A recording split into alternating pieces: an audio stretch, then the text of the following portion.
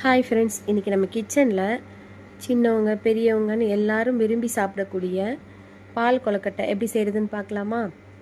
அதுக்கு 3/4 கிலோ அளவுக்கு வறுத்த பச்சரிசி மாவு எடுத்திருக்கேன்.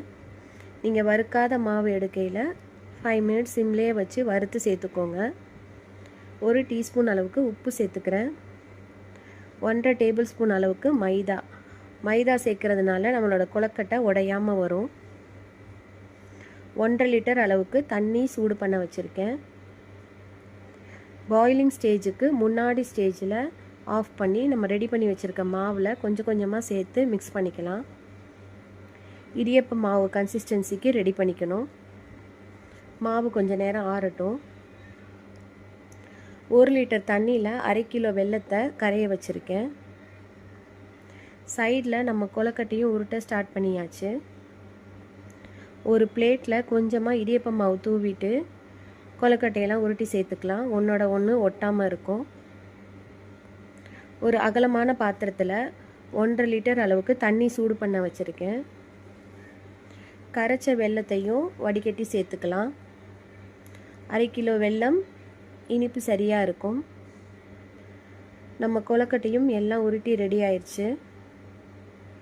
வெல்லம் தண்ணி கொதி வந்ததுக்கப்புறம் பாதி பால்ஸை நான் சேர்த்துக்கிறேன். நம்ம சேர்த்த பால்ஸ் எல்லாம் கொதித்து மேலே வந்ததுக்கப்புறம் செகண்ட் பேட்ச் சேர்த்துக்கலாம். நல்லா மலமலன்னு கொதிக்குது பாருங்கள். பால்ஸ் எதுவுமே உடையலை. இப்போது ஃபைனல் பேட்சையும் சேர்த்துக்கலாம். சிம்லேயே வச்சு வேக வச்சுக்கலாம்.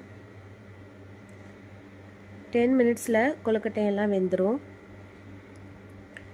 2 ஃபுல் தேங்காயில் 2 பாலாக எடுத்து வச்சுருக்கேன். செகண்ட் பாலில் 2 டேபிள் ஸ்பூன் அளவுக்கு இடியப்ப மாவை கரைச்சி சேர்த்துக்கலாம். நல்லா கொதி வந்ததுக்கப்புறம் கொஞ்சமாக திருவின தேங்காயும் சேர்த்துக்கிறேன். 1 டீஸ்பூன் அளவுக்கு ஏலக்காய் பவுடரும் சேர்த்துக்கலாம்.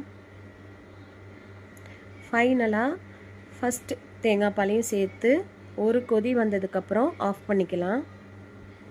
நீங்கள் விருப்பப்பட்டால் நெய்யில் ட்ரை ஃப்ரூட்ஸ் சேர்த்து ஆட் பண்ணிக்கலாம். நாங்கள் ப்ளெயினாக தான் சாப்பிட போகிறோம்.